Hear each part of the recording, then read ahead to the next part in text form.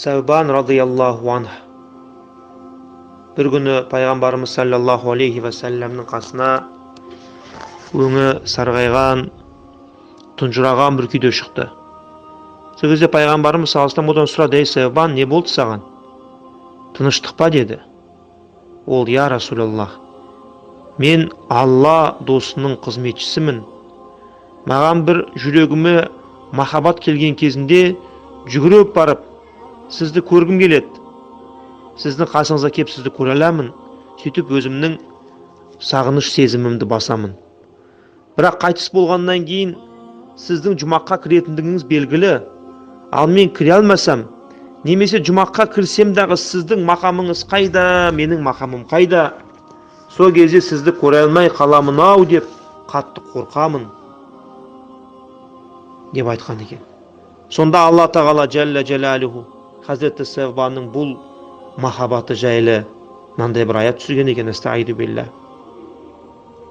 Уаман, кімде кім дейді. Еркек болсын, әйел болсын, бай болсын, кедей болсын, қызметші болсын, басшы болсын. Юти'иллаха ва расуля. Алла және оның елшісіне итағат қылса. Міне олар дейді, осы адамдар, Алла және елшісіне итағат қылғандар, өздеріне нығмет берілген пайғамбарлар мен, сыддықтар мен, шәһидтер мен, салихтермен бірге болады дейді. Ей Сәубан, кім айтты саған сен кіре алмайсың деп? Кім айтты саған сен төменде қап қоясың деп? Иншалла кіреді, пайғамбармен бірге болады.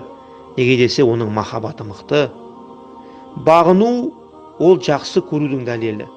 Егер жақсы көрмесе, онда бағынбас еді, сөзін тыңдамас еді. Арабтың бір сөзі бар: "Иннал мухибба лиман юхиббу мути'ун" дейді. Адам өзінің жақсы көрген адамына бағынады дейді. Міне шынайы махаббат деп осыны айту керек. Кім не үшін дос екендігін біледі.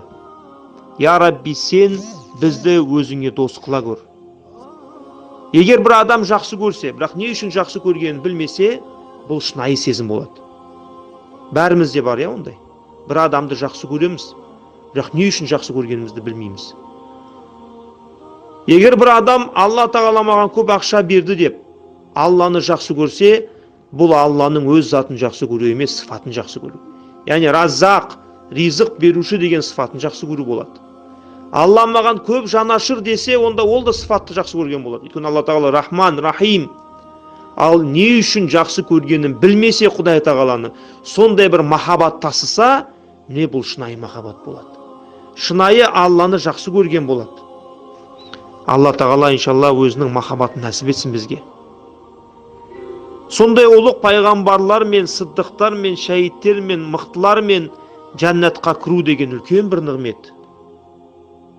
Ал Алланың дидарын көру бұл нығметтің бәрінен үлкен.